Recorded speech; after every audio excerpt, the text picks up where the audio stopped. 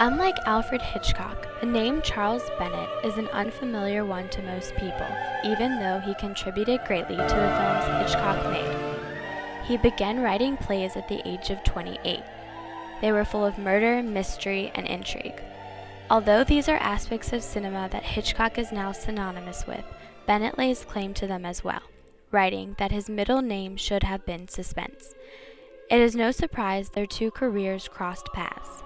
Bennett and the famed English director met in 1929 when, impressed by the plays he had seen, Hitchcock enlisted him as a regular scriptwriter. The first film they made together was an adaptation of Bennett's play Blackmail.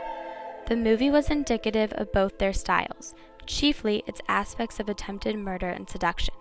The film was a landmark moment for the history of film because it was the first successful mainstream movie with sound.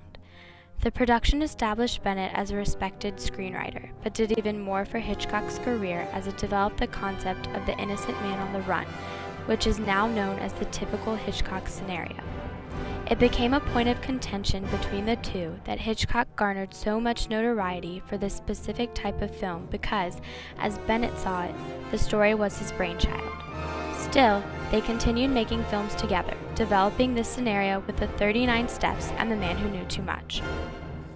Although The Man Who Knew Too Much is now one of both Hitchcock and Bennett's most famous films, the two had an incredibly difficult process making it. BIP, the film industry Bennett was contracted by, had the rights for the character of Bulldog Drummond, and they charged Bennett with the creation of the story and Hitchcock with the direction. Soon after Bennett had written the script, however, Hitch left BIP, much to the screenwriter's dismay, and the movie fell through. However, Hitchcock joined with filmmaker Michael Balcon's production company, and they quickly bought Bennett's story. Bennett writes that Balcon understood the importance of a writer, something he thought Hitchcock lacked.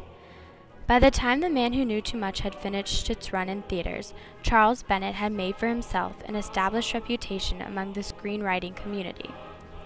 But his notoriety paled in comparison to the iconic Hitchcock, causing great tension.